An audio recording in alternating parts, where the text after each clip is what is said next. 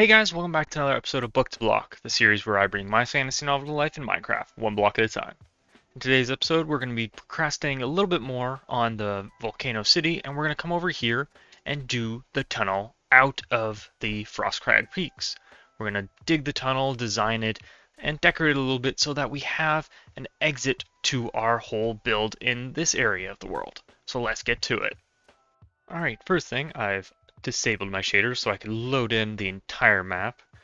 If I wanted to do with the shaders on, it'd probably take an hour and just kill my computer. So I'm just doing it without the shaders so you can kind of see everything in this area. Because I wanted to explain how I'm deciding the whole terrain generation. So as you can see, this is about the width of the average for around most of the mountains.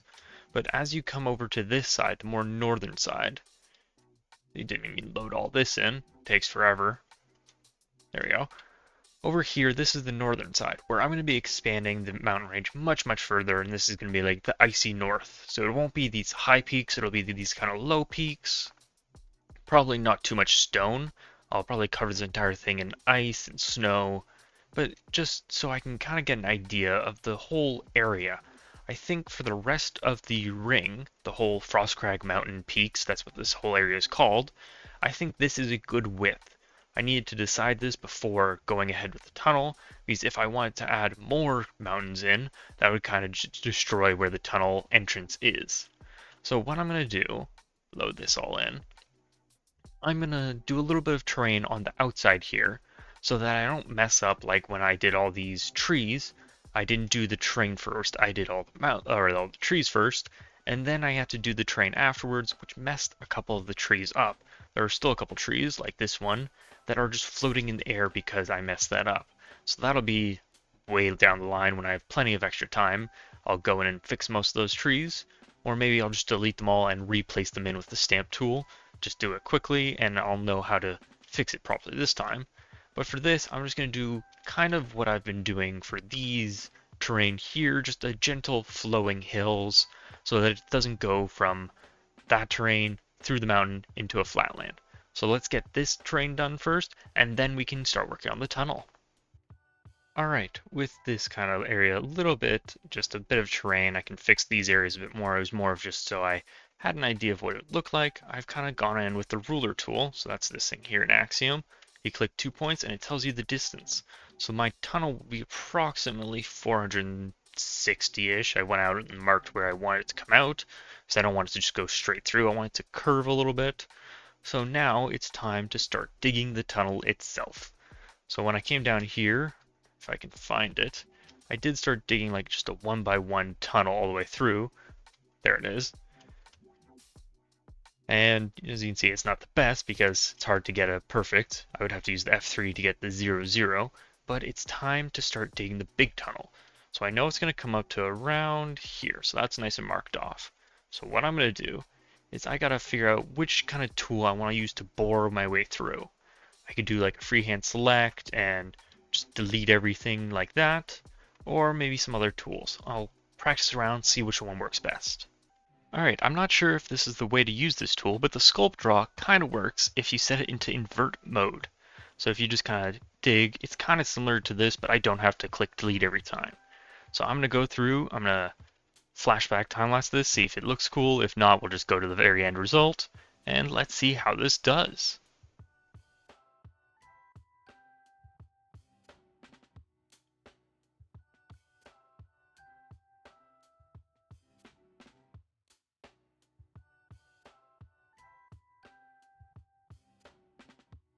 Alright, now that we have the tunnel in place, we gotta have to make it a little bit more smooth. I've gone in and replaced a couple of the holes, I filled it up a little bit, and kind of just made it a little bit more traversable. The nice thing about this, the way I went around, is you can't see the exit from either side. So you can't, like, you can just barely see it if you come to this corner. You can kind of see the light. I didn't want it to be like a see from one side to the other. I want it to feel like a long journey getting through. But the next thing I want to do is I want to add some slabs because I want this thing to be walkable like I've done for some of the other paths. So I want it to be like this. So no matter what, you never have to jump to get anywhere. So I found if you use the mask of adjacent, and then every block in here is just the regular deep slate, not cobbled. So what you do is you select and you grab like this. And then what you do, replace air with the deep slate slab like that. And add slabs to everything.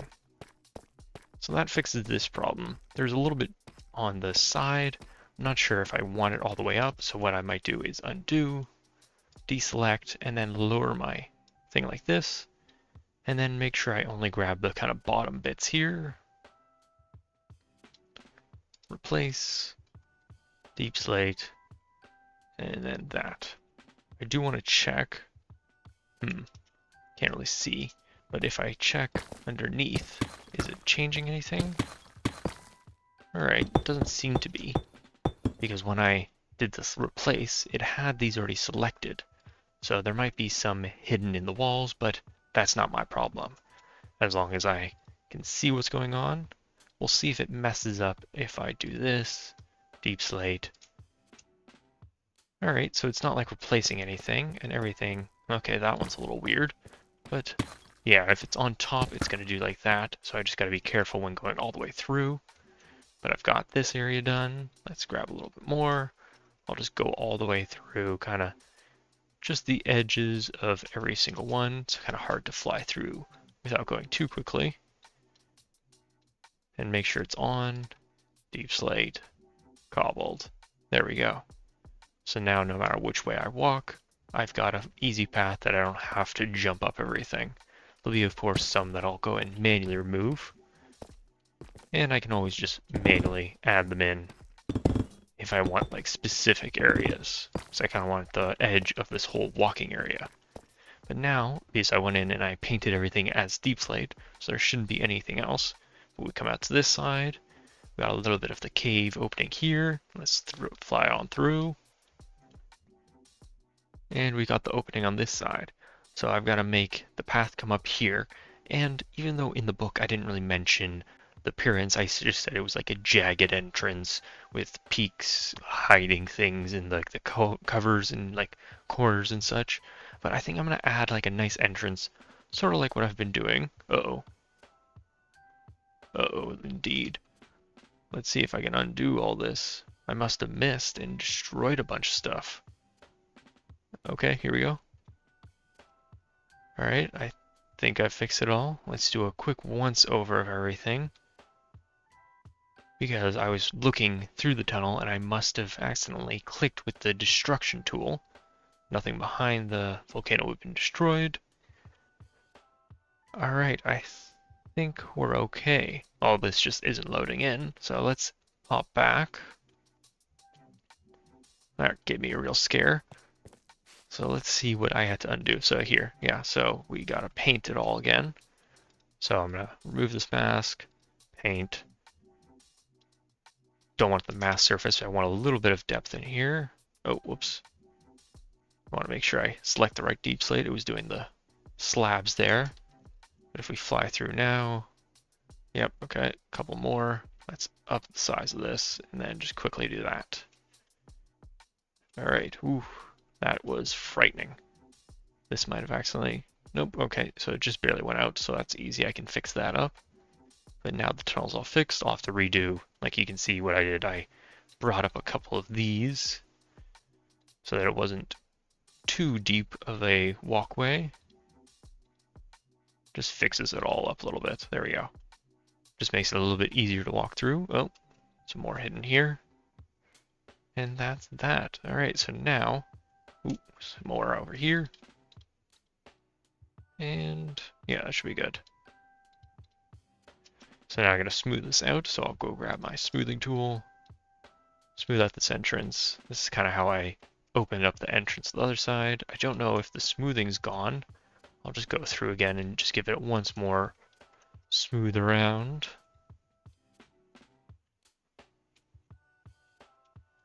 Alright, so that's the main path. I'll redo my slabbing just to make it smoother. But as I was saying, I want to have an entrance, maybe not quite this small for the entrance like this, kind of having like these peaks on either side. Maybe I'll do some more statues. Maybe I'll give these statues a try again if they load in. There we go. Give a statue like this, because I did fix it where I remove some of the waste, so they're a little bit shorter now. They just felt way too long because these are dwarves, not men or elves, so they have to have kind of the short, stubby bodies. So let's get to decorating the entrance. Alright, so here's the gate. And so I just did a little basic kind of arch, little two bits on the side, a little bit of coloring with this oxidized copper. I was originally going to do it like the regular copper, like I've been doing in some of the builds, but I think this is like an old, ancient kind of gateway, so it's kind of had time to oxidize up. So I brought it over here, kind of shoved it into the mountains, overgrown a little bit with the moss and the vines, a bit of like this hanging moss and some stalactites and such, the driftstone. So just to give it more detail, I can do a little bit more in here. I went in here and I expanded the tunnel a little bit so it's a bit wider now. And then you probably saw it quickly, I added this massive axe. So originally I built it flat, and then I used Axiom's kind of rotating thing. So like if you select this, I'll just duplicate it really quick. And then I did rotate scale, and then let's just do a 45, and then rotate. So that kind of messed it up, but that was the wrong way, but that's kind of how I did it. So I'm going to delete that now. And so it's a little bit messed up in some points. I re-textured it with different colors, and I think what I'm going to do is I'm going to break it a little bit. This has like been here since the time of the Titans or something. That's not an actual lore in my book, but maybe it will be down the road. I've still got plenty of lore to add, so what I think I'm going to do is I'm going to break the handle somewhere around here, where like all this weight over like centuries or millennia, it's put all the stress and it's cracked here. So I'm going to break it here and then drop it into the ground down here. Alright, so there it is. So it's a little broken off now. Add a little bit of detail. Probably can go in and add a little bit more. It's like these stairs here. Break it down a little further. Just to make it look like it's kind of worn, I could probably add in a bit of moss and stuff. So let's add a bit of vineage onto this. So I got the tick rate quite high on this world, just so I can do testing things like this. So I'm gonna add across like this. A little bit on the front. Tiny on here, maybe on the sides. It'll place like that because I got force place, so I'm going to remove that so it only places on natural things. Try and remove any of the broken ones I placed. But that'll give it kind of an aged look a little bit. Maybe a couple up here, and then I want to grab in some string because you can't use shears on this. So you have to wait until it's kind of grown. I'm going to wait until it grows down a little bit, and then I'm going to replace with shears so that it's like hanging midway in the air. That's how I did these guys. You can, hard to see, but yeah, here's some string just below so it doesn't grow all the way to the ground. Like this one I let go, so I'm going to replace, destroys everything underneath it. And then let's do a little bit of that just to get a little bit of art into this. But now that we have our gate in, I can get rid of this now. I can connect up the path. So what I'm going to do, empty out that. We're going to go to our noise painter. So we're going to grab our different types of dirt.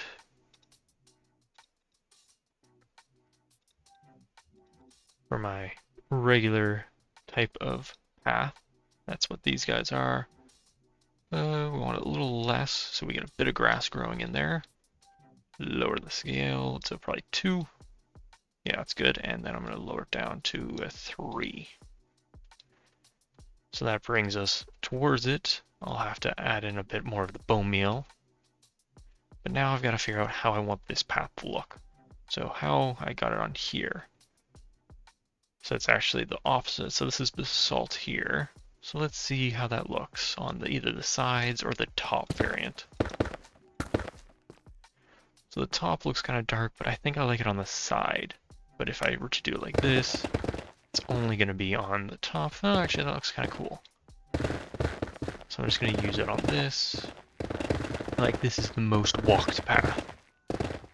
You can kind of see a little bit of it, but it's not like too kind of dark, so it's not like a super obvious change. Alright, OBS did a quick little update and unselected my microphone, so I missed quite a bit of footage there, so I'll just walk you through everything that I kind of just built there. Sadly, I don't have footage of it, so I built this little system to add a bit more atmosphere to my tunnel itself. So it's two command blocks here. So the first one looks like it does nothing, but the second one gives darkness. So it just adds a bit of atmosphere to the whole tunnel. Adding a torch or a lantern in your hand gives it a little bit cooler. But if you're leaving the tunnel, so if you're coming back out either side, I copied it on the other side. So if you step on this one, nothing happens because you already have the darkness. You step on this one, it clears it and you're released to the outside. I might move it up slightly in more so that you can kind of get the view a bit better of this, because you would be able to see through. But it's the same on this side if I fly all the way through. It's quite a long tunnel. So this one gives the darkness, and this one clears it. So you can kind of get the illusion of it being much darker than it actually is. Because like if I'm standing here, this doesn't feel that scary. I can see the other side. It just doesn't feel like a spooky tunnel like I wanted it to be. Another thing I added, if I can come along to this side here, somewhere along here, yeah, here we go. I've added in a little side tunnel. So I did this with TNT at first and then a little bit of Axiom, just so that there's a little bit more character to the tunnel. So I made this little cave system, painted it all with a deep slate, added a bit of gravel and glow lichen just to add a little bit more character. I thought of adding maybe a bit of like the ores and stuff in here, but it doesn't make sense since this is in the dwarven territory. An open area like this would be surely picked over for everything. So my kind of lore reason for this is the dwarves dug this tunnel and opened into this whole huge hole area. They took all the resources and left, but what they didn't know is maybe down deep in one of these tunnels they didn't see something, but a monster lives in this area and they've now released it to have access to the tunnel that most adventurers or like trading caravan will travel through. So they've unknowingly released a monster, and then maybe what I can do, start to fly down here, I'll make a nest down here, and then maybe I can add in some skulls. Oh, let's place that in. And maybe a little lighting. Make it a little bit more spooky. The monster drags in unsuspecting travelers, eats them in here, and then this is their nest. So I might add a bit more detail to that in a little bit. Alright, so I've done a little bit of changing over here. I've added in some of my walking slabs here. Got most of them in, but if we come over here, we got our little bit of a nest with some bones and skulls. And then a little further in here, I expanded it. I'm not sure how well you guys will be able to see it. Actually, let's grab a torch, like we're exploring it. We've got a little treasure kind of cove. So from the adventures that have come by and this monster is snatched up, they've inherited the dwarven satiation need for gold and riches and such, so got a little bit into that. Might shape this up a little bit nicer, but that looks pretty good for being kind of rough. But maybe this monster maybe was once a dwarf, a cave-in occurred, they got trapped in here. Added in a little bit of water over here, a little tiny pond. So maybe they survived off of the fungus growing on the walls, the glow lichen, water, and then one day they were set free and wanted revenge against the dwarves that trapped him here. So now he roams, slightly misinformed and kind of all demented, fighting against any travelers just to survive in its head. Gotta make sure these are all good. It's a little steep at these points, so it's kind of hard to do the full walk up, but yeah, there we go. We can make it all the way through. Put this in my offhand so we can see nicely.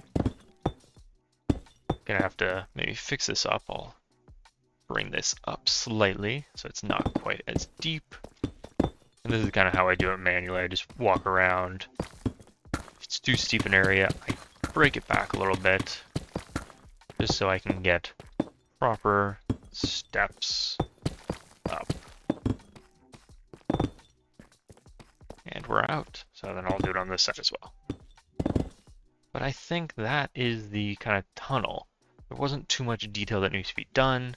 Maybe I'll go along with some dripstone and just add in a little bit. Because the problem is, you're not going to be able to see much. The whole thing of this is It was an ancient tunnel made by the dwarves of old. That's why we got all this kind of artifacts and kind of old stuff that's overgrown. And the new dwarves that have settled in this land are building these fortresses and all these nicer houses aren't ancient and such. They've come to this land and they haven't really maintained all these things. So in the book, to get through here, you have to bring your own kind of torches or lanterns to make it through with like all the darkness. So in order to get through, you have to bring your own torch and things. So maybe I'll set up like a traveling salesman at one of the entrances or a bucket of torches or lanterns for kind of dwarves or travelers that aren't quite prepared for this journey. But with that, I think that is today's episode done. We've got a big area done, very important for both the story and the kind of area, because now we have a way out of the kind of mountains. We have a way to kind of make our way through and get to new areas. So once I'm finished with this area, or maybe even before that, I might skip out and come back to finish this whole kind of dwarven area a little bit later on because I don't want to kind of burn out on this series. I want to keep building. And if I'm going to use this for any storytelling, I've got plenty of time because getting through the whole starter area will take forever in the story. So I got plenty of time to get to these other bits later down in the story. So I might, well, depending on what I feel like for doing in the next episode, I might come back to the volcano. I might work on the secret shrine that's going to go out of that lava river back there. Or I might start working on the outskirts, outside of the whole mountain range. I might start working on the next area in the story. But if you've enjoyed today's episode, please leave a like and subscribe for more episodes coming soon. Until next time.